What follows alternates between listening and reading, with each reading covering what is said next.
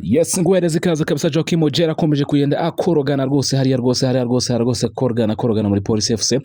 Joachim Ojera ubu tuvugana yanze gukora imyitozo, yanze gutangira imyitozo rwose. Ati ngiye mwambonye Kigali yego naraje, atariko ndashaka gusesa amasezerano n'ikipe ya Polisi, ati ndishakira kwigira muri Rayon Sport, ndishakira kwigira muri Gikondiro. Byagenze gute rero? Rayon Sport rero kaba umujyi kuri umugabo bita Joachim Ojera akaba yari yarigeze kubabwira ko yigeze kuvuganaho n'uwo bita rwose n'uwo bita Wezu Jean Fidel perezida wa Rayon Sport. Bigeze kuganiraho rwose bavugana ko uburyo yareba ukuntu rwose akaba yakatisha kubera ko ikipe ya Polisi yamuhaye icyo bita imbanziriza amasezerano. Ati imbanziriza amasezerano iraseswa, ati yirengeje amezi 6 iba irangiye, iba expired. Ati rero ikintu gihari nuko ngomba kugira gute twumvikane tuyisese mbasubize n'amafaranga mwampaye, ni amafaranga make rwose yo kwifashisha birango by'amarengarenga by'intezi by'uvanganiza amasengo n'ibipatiza amasezerano. Ati mbasha kuba natangira gutya rwose nigire aho ndi gushaka.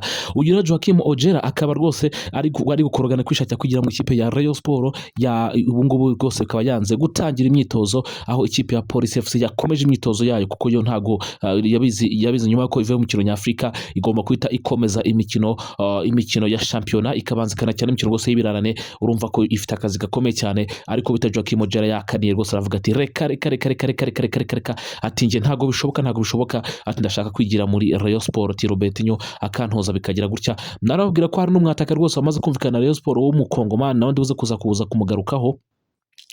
Ndibuze kuza kumugarukaho mbahereza n'amazina ye kugira ngo mubashe kumusobanukirwa, mubashe kumenya uko bimeze, abamukurikirana mubashe kumenya uko bimeze. Anahamagawe mu ikipe y'igihugu y'Abakongomani kabisa, yarahamagawe rwose n'umwe mu mataka mu by'ukuri bace mu ikipe ya Yanga. We yamarabarizwa hara mu bihugu by'Abarabu, niho yararimo arawutera. Yabaye Meri Biteri imyaka igera muri 2 yose muri championnat ya Tanzania. Urumva ko rero arabasha rero, ngira ngo abenshi bahise batangira no kumumenya rero. Sasa umuganga arakora. Ufite ikibazo mu by'ukuri ari umuntu wakwibye amafaranga yawe, hano hari umuntu ufite kuri Tagaruza dore ngabete uyu muntu n'umuganga mu by'ukuri arashika garuza amafaranga yawe.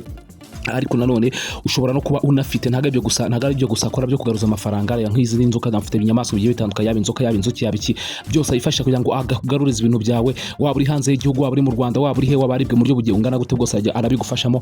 Waba ukeneye n'ubutunzi kugira ngo tungutunganirwe, waba ukeneye ko aguhereza umugisha, waba ukeneye kugira ngo aguhereze ubutunzi tungutunganirwe rwose, agira gutya bose akaguha amafaranga, aho kuca inzoga y'abakurunda akajya gutya bose akaguha ukagira gutya rwose akaguhesha ubutunzi amafaranga, akaguhesha amafaranga. Abantu bakomeje guhabwa amafaranga ni benshi bakomeje guhabwa ubutunzi. Ushaka ufite ibibazo by'inyatsi, ushaka gufata ku mafaranga mu by'ukuri ukayabura kwaberwa amafaranga yagiye byose abigufasha. Mushaka ufite business zitagira abakiriya, ukeneye abakiriya, ushaka kuba ari nk'umukobwa wenda cyangwa se nk'umuntu wenda unakukeneye ko mukundana, ukeneye ko agukunda cyane, byose abigufashamo rwose. Uyu muganga akomeje gucimaka. Ushobora kuba wifuza minerval z'abana, aguhesha amafaranga rwose kwa minerval. Ushaka kuba uri umunyeshuri wifuza ubwenge kugira ngo ujye utsinda, byose abigufashamo nta kibazo rwose. Muganga akomeje gucimaka, akomeje abantu akomeje kuza batanga ubuhamya abantu benshi. Ngaye nguko rero, ngaye nguko muganga rukenda afasha abantu benshi cyane.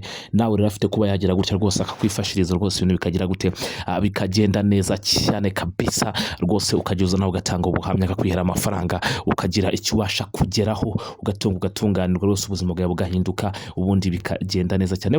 Niba rero utaramugana, gira ikintu cyo kugira ngo umugane rwose, ubundi bibashe kugenda neza cyane, aguhesha amafaranga, aguhesha imigisha, akugire gutya rwose, agukureho imyaka. Ushaka gufata amafaranga yawe ukora ntuzi uburyo yagucitse, ntuzi uburyo byagenze, ariko uyu muganga rwose nakasa mutwe rwose. Nabwo ngo yari kwandika amateka waba uri mu Rwanda cyangwa hanze y'u Rwanda, aho waba uherereye hose, aho waba uri hose byakomeye, ari kugenda afasha abantu bagiye batandukanye. Nawe rero yagufasha, nta kindi bisaba, no kumuhamagara gusa, ubundi akagira gutya rwose akagufasha neza cyane kabisa.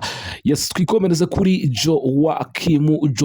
Joachim Ojera w'Abareyo baramwiguriye, maze Jean Fidel amugurisha rwose mu buryo butunguranye, amugurisha mu buryo budasobanutse, amugurisha contrat ya $30 Rayon Sport Abareyo bamwiguriye kuri contrat y'imyaka 2 kuri $30 bamuguze rwose, bamwiguriye ahita amugurisha nta n'umwaka abakiniye.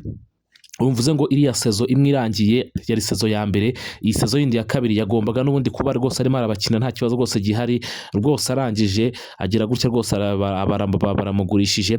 Bimwe mu bintu rwose bite wa Yezu Jean Fidel agomba kuzanaregwa. Urumva ko rimwe mu bintu by'ukuri by'amakosa akomeye cyane kabisa ari kugenda akora, cyangwa se by'amakosa akomeye cyane navuga ko yakoze iki kintu nacyo ni kimwe mu bintu rwose mvuga ko abariyo bigoye cyane kugira ngo bazabashe kukimubabarira rwose.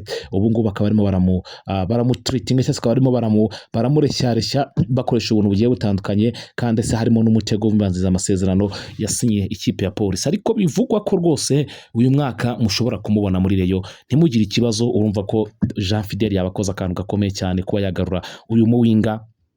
Umuzi byagiye abafasha iyo haburaga igitego byibuze yashakaga na penalty. Wumve kuntu ameze, igitego cyaburaga penalty yagiraga gutya gusa akanayishaka. Urumva ko rero byibuze ngaho tekereza rero uyu mugabo rwose Joachim Ojera bari biguriye abaye Polisi gukina na Polisi gukina Rayon, akaba rwose ari gucunshumuramo ya miriro yiwe ya mivuduko yo ari kwicunshumuramo izamu rya Rayon. Nyaboneka avuga ati dore wa mukinnyi wacu twiguriye kuri kontra y'imyaka 2 uyu mwaka umugajya agomba kuba arimo aradukinira. Ati Jean Fidel n'ibiki wadukoze, ati n'ibiki wadukoze. Urumva ko ndakubwiye ngo yaba ari amarira menshi cyane ku Rayon. Niyo mpamvu Jean Fidel kuyaza gukora icyo bwabwe kugira ngo yirinde ibintu byose bishobora kuzamubaho, kugira ngo mu by'ukuri arebe ukuntu yagira icyo yakora, wakareba ukuntu yazana uyu muhungu rwose Joachim Ojera muri Gikundiro cyangwa se muri Rayon Sport. Rero Rayon Sport rero ikomeje iki biganiro n'umwataka ukomeye cyane igomba kuzana rwose guturuka mu gihugu cya Kongo, ariko n'abanyamahanga, umubare w'abanyamahanga nuko wamaze kuzamuka, ubu ngubu wamaze kuza